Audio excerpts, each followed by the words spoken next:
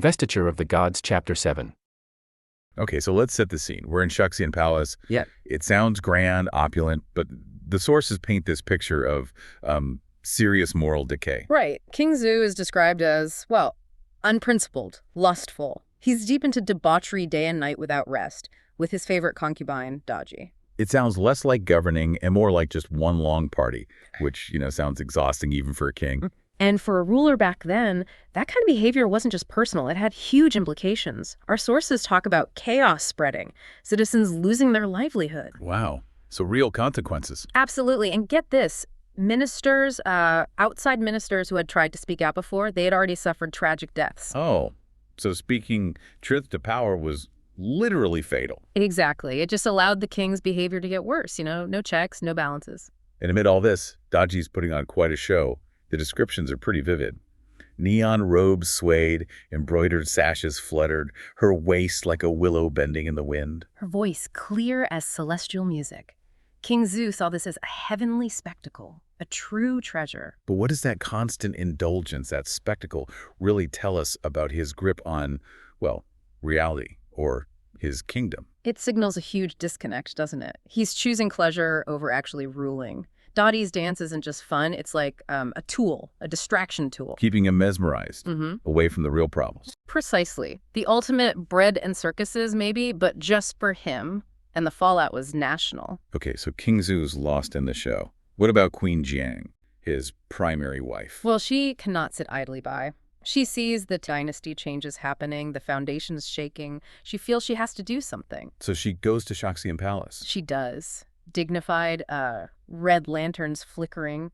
She takes her proper seat, the Empress's seat, while Daji has to stand to the side. That visual itself is powerful, isn't it? Authority versus indulgence right there. Absolutely. And for her, as Empress, to publicly criticize the king, that took immense courage. It was incredibly risky. Her posture even signifies disapproval, eyeing her nose on her heart. It's a sign of deep, moral seriousness. And King Zhu, he's deep in drink, probably not getting the gravity of it all. Right. He asks her why she's not enjoying the show, this heavenly spectacle. But she just shuts it down, calls Daji's performance hardly rare or true treasures.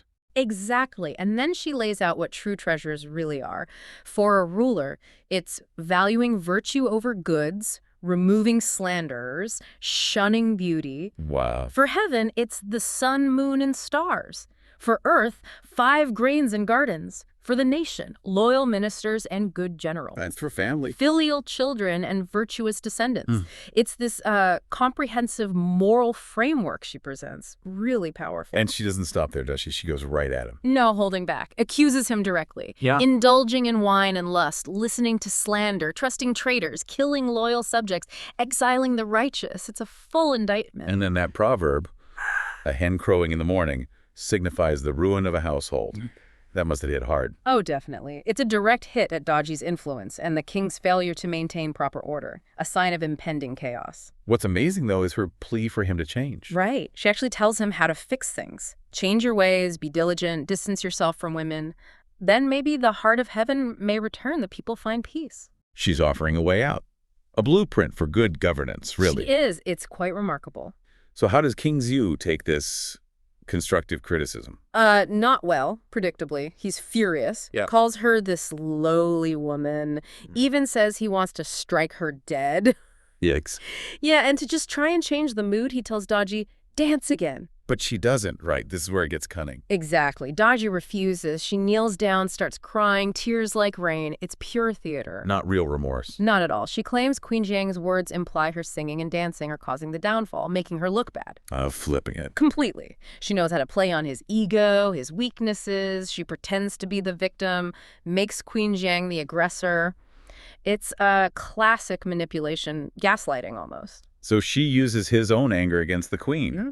Is that a common move in these power struggles? Turn the accuser into the accused? Oh, absolutely. A timeless strategy. Daji ramps it up, saying she fears Queen Jiang will accuse her of bewitching him, getting her blamed by outside officials, too. Shifting all the focus, all the threat, onto the career. Precisely. And it works. The king, totally manipulated, just explodes. Tomorrow, I will depose that lowly woman and make you empress. Wow. Just like that. based on tears and manipulation. Blindsided by his own rage in her performance. Okay, so some time passes. Queen Jiang is holding court. Other concubines are there. Huang Yifei, Yang Guifei, high-ranking ones. And Daji shows up. Maybe thinking she's won, after the king's promise. But the queen isn't finished. Not by a long shot. From her throne, Queen Jiang publicly, severely chastises Daji, accuses her straight up, confusing the Son of Heaven, ruining the dynasty's great foundation. In front of everyone. Yes, a very public shaming. And she ends with a direct threat. Repent, or you'll face the laws of the central palace. Basically, I'm the empress, and I can punish you. That public humiliation must have been intense for Daji. The sources say she was filled with rage and shame. Her reaction, how can I not avenge this hatred? That's the moment it shifts. She's not just reacting anymore. She's going on the offensive. And her maid, Kunwan, has an idea involving an outside official. Yes. Why go outside the palace now? Good question. What's the thinking there? This shows Daji's shrewdness, I think. She gets that she has the king's favor, sure, but Queen Jiang has actual authority. She has a powerful family backing her. Right. The Duke with his soldiers. Exactly. So just fighting inside the palace might not be enough to truly take her down. She needs help from the outside political world, needs a scheme that looks, legitimate. It escalates from personal revenge to a full-blown political plot. Precisely. So Daji gets Gunwan to summon Fei Zhang. He's a minister the king likes, and he actually helped Daji get into the palace in the first place. Right, and he gets this secret decree from Daji, devise a plot to harm Queen Jiang. Now, Fei Zhang must know this is dangerous. Oh, incredibly dangerous. He's caught in a terrible bind, harming Queen Jiang. Her father is Duke Jiang Huanchu, a major regional lord, 1 million soldiers, 1,000 generals. Messing with her could start a war. That's a huge risk. You'd think he'd refuse. Yeah. Isn't there a moral line? There absolutely is a moral line, but court politics can be brutal. Refusing Daji, the king's absolute favorite, that's immediate danger. The pillow talk risk. Exactly. Slander after wine.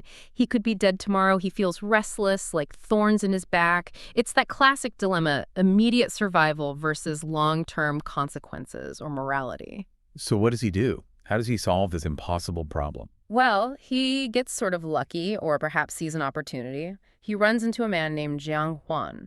Now, this Jiang Huan used to work for Queen Jiang's father, the Duke. Oh, convenient. Very. But now Jiang Huan is working for Fei Zhang. Fei Zhang sees his chance. A pawn. Essentially, a pawn with a connection to the queen's family. Fei Zhang promises him endless wealth and honor, whispers the plan to him. And Jiang Quan agrees. Readily agrees to go through fire and water. Maybe he saw his own chance to get ahead, who knows. But the trap is now set, the instrument found. So Daji and Fei Zhang move fast. Daji pretends to be concerned about the king's duties. Yeah, encourages him to go to court, something he hasn't done much of lately.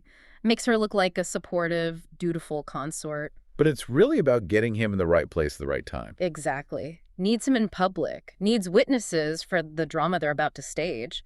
The more public the crime, the better the frame-up. So the king heads to court, and then, suddenly, this guy rushes out, described as incredibly tall, a Zhang and maybe 13 feet tall, waving a sword. Whoa. And he shouts, "Unprincipled ruler, I receive my mistress's command to assassinate the unprincipled ruler to ensure the dynasty does not fall to others." My mistress's command. There it is. The key phrase, pointing fingers without naming names, right? And he's caught very quickly by the guards. Getting caught was part of the plan, wasn't it? Had to be. He needs to be captured so he can confess. The king must be absolutely livid. An attempt on his life. Furious. Loyal officials are summoned. Huang Fei Hu, be gone. And then Fei Zhang steps up, even though he's not supposed to be the interrogator. Right. The source says this was part of the trap set to frame Queen Jiang, because Fei Zhang was worried someone else might actually investigate properly and find the truth. He needs to control the story. So he questions Jiang Huan. Yeah, without torture, and somehow immediately gets a confession to rebellion. It all sounds very prearranged, doesn't it? No real investigation needed. Just confirming the story they already wrote. Exactly. And what does Fei Zhang report to the king? It's a masterstroke of deception. He says the assassin is Jiang Huan, who used to serve Duke Jiang Huanchu. And crucially, he says Jiang Huan confessed he was acting on a secret decree from Central Palace Queen Jiang. Oh, wow. The purpose, assassinate your majesty, intending to usurp the throne and put her father, the Duke, in power. So it connects the queen directly to the assassination and treason involving her powerful father. It's the perfect setup. Couldn't be better designed to enrage the king and make him believe it. Hits all his fears and anger points. And King Zhao's reaction. Furious as thunder. Slams the table. Doesn't want to hear from other officials. Just pure rage. He orders Huang Yifei to go investigate Queen Jiang. Huang Yifei, why her? Well, she's high-ranking, sister of a general, so maybe seems credible. But she's also a concubine inside the palace. It keeps the investigation contained, away from outside ministers who might ask tough questions. Exactly what Daji and Fei Zong would want. But not everyone buys it. No. The loyal official Yang Ren speaks up immediately. He says, Queen Jiang is chaste and virtuous. He suspects some obscure injustice, something fishy happening within the palace. Same for him. Yeah.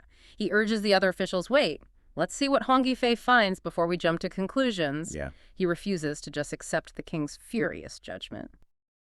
Okay, imagine this. You're the empress, powerful, respected, mother to the heir. Secure, or so you'd think. Correct. Then bam, an imperial decree, not praise, but basically an accusation that could destroy you. That's where Empress Jiang finds herself. And the charge is high treason, not just a whisper, a formal decree. And get specific, it says she conspired with her own father, Xiang Huanchu. He's the Eastern Marquis. A major powerhouse leads like 200 other lords. A massive political figure. Totally. And the plan, supposedly, she hired an assassin, Jiang Quan, to kill King Zhu himself at Fengonglu. The motive given is basically to grab the throne. Yeah, and the decree pulls no punches. It says she shattered the core relationships of society and violated all ethics. It paints her as completely monstrous, a threat to the entire social order. And the order. Arrest her immediately, interrogate her harshly in the West Palace, get that confession, and then propose severe punishment. It's a setup. The decree itself is almost the verdict. It's designed for maximum shock and to leave no room for doubt, planting the idea of guilt immediately. Just devastating. From empress to traitor in one fell swoop. It shows you how precarious power can be, Yeah. especially in that kind of court environment. So how does she react, faced with this absolute bombshell? She doesn't crumble. Not immediately. Her first words are "Sanoinina," which is just this powerful cry of injustice, great injustice. A gut reaction. But then she uses logic, right? Oh, absolutely. She points out her record. Years of service, being diligent, thrifty, working day and night. The model empress. She's saying, look at my history. Exactly. And then she attacks the motive. She asks, why would I do this?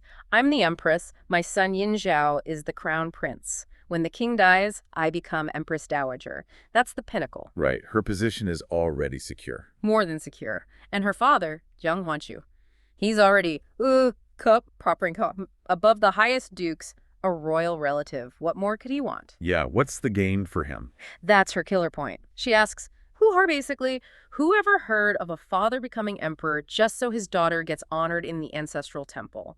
It makes no sense for him either. It's such a logical takedown of the whole premise. It is. She finishes by saying, Mies, I might be a woman, but I'm not that stupid to plot something so self-destructive. It's a brilliant defense, rooted in common sense and the realities of power. It really is. It challenges the very foundation of the accusation, the lack of any rational motive. She understands the system and uses its own logic against it. You'd think that would give the king pause, wouldn't you? Huang Yifei, she goes to King Zhu and essentially backs up the empress. She says, after questioning her, there was no deceit. She's clearly virtuous and capable. She's trying to vouch for her character. Yes, and she repeats the logic. Empress, mother of the crown prince, powerful father. This accusation against the Eastern Marquis, her father, is, when it just doesn't hold water, it's unreasonable. So she's appealing to his sense of logic, too. And justice. She begs him to investigate properly, clear the empress's name, and think about the crown prince, show some mercy for his sake. Huang Yifei sounds like a voice of reason, of decency. She absolutely is. She represents that traditional sense of, fairness and due process, even within an imperial court. But then Daji enters the picture. Exactly. Daji, the king's favorite consort, steps in. And the text says she observes all this with a slight cold smile. Chilling. Uh-oh. That doesn't sound good. Not at all. She immediately dismisses Huang Yifei's points. Says the empress is just putting on a show. Seen you, taking credit for good stuff, blaming others for the bad. Just undermining her completely. Totally. And then she drops the bomb. Her suggestion, if she won't confess, gouge out one of her eyes. What? Just like that. Just like that. Her reasoning. The eye is the seedling of the heart, implying that extreme physical pain will reveal the truth hidden in her heart. That's barbaric. And the shift is so abrupt. From logical arguments to pure, calculated cruelty. It's terrifying. One whisper, one cold smile, and the whole conversation changes. Reason goes out the window. And King Zhu, he listens. Unbelievably, yes, he's swayed. The order is given. Huang Weifei is horrified, obviously. She rushes back to the Empress. What does she tell her? She pleads with her. Daji is your enemy for 100 lifetimes. She warns her, if you don't confess, they'll take your eye. Please, just confess. Agree with me. Just lie to save herself from that horror. Exactly. But Empress Jiang, she refuses. Absolutely refuses. Even facing that? Even facing that. She says, nah, I've always known propriety. How could I admit to this treason? It would shame my parents, offend the ancestors. Her honor means more. Everything. She declares, I'm not afraid of being crushed to dust. I just want to leave my innocence, my clean reputation in the world. Wow. That takes incredible strength. It really does. And then the order is carried out. The official. See, gouged out one of her eyes. Oh, God. Blood everywhere. She collapses, faints to the ground. There's even a poem reflecting on it, how disaster struck just because she dared to speak truth to power. It's just unimaginable cruelty. And for what? A confession she clearly won't give. It becomes a battle of wills, doesn't it? Absolute power versus absolute integrity. Her refusal, even under torture, makes her suffering a statement. It's a fight for her truth, her dignity, her family's legacy. It really forces you to think, Yeah. what would you do? Physical agony versus betraying everything you stand for? It's an impossible choice. And her stand is just monumental. So the king sees this, sees the eye, sees the suffering. Does anything click? Does he feel any remorse? For a second, maybe? Huang Weifei brings the eye to him. The text says, her mom, his heart couldn't bear it. He remembers their years together, feels regret. She lowers his head, silent, deeply saddened.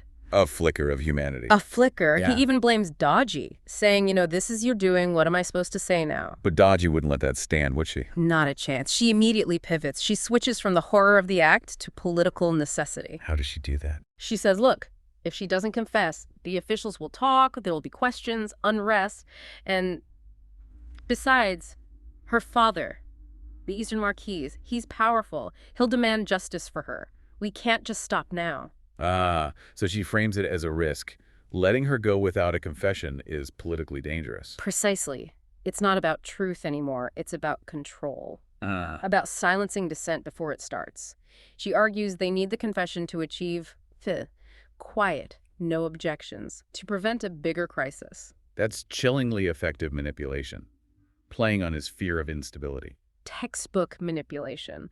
Turn the leader's focus away from morality and onto perceived political threats. And she has another suggestion, doesn't she? Oh no, what now? She proposes branding. Use a copper brazier, fill it with red-hot coals, and brand both her hands. Both hands. Why? Her reasoning. The 10 fingers are connected to the heart. The pain will be unbearable. That will force a confession. It just keeps getting worse. It's like she's testing the limits of cruelty. And testing the king's willingness to follow her down that path. She's making the confession the only acceptable outcome, regardless of the cost in human suffering. And the king. He caves again. He does. Trapped, maybe seeing no other way out, or just completely under Daji's spell, the order goes out. Poor Huang Weifei. What does she do? She's beyond devastated. The text says, fuck, her soul left her body. She goes back to the Empress, who's already suffered so much. And begs her again. Tearfully, confess. Cover up. The foolish king's cruel. He listens to that vile woman. He will kill you. She sees no hope left. But the Empress. Still resolute, even now. She says something like, my sins must be heavy to deserve this. Death is nothing. But please, she asks Huang Weifei, be my witness. Testify to my innocence. Then I can die with my eyes closed in peace. All she wants is for the truth to be known by someone. It's her last request. And then the branding happens. I can barely imagine. The text is graphic. They put the red-hot brazier on her hands. Tendons snap, skin burns, bones char, a horrible smell. That connection to the heart again. Unbearable agony. She faints again. Just brutal. There's another poem here, too, isn't there? Yes, about the red-hot brazier, the heartless servants, and her loyalty turning into this endless lament.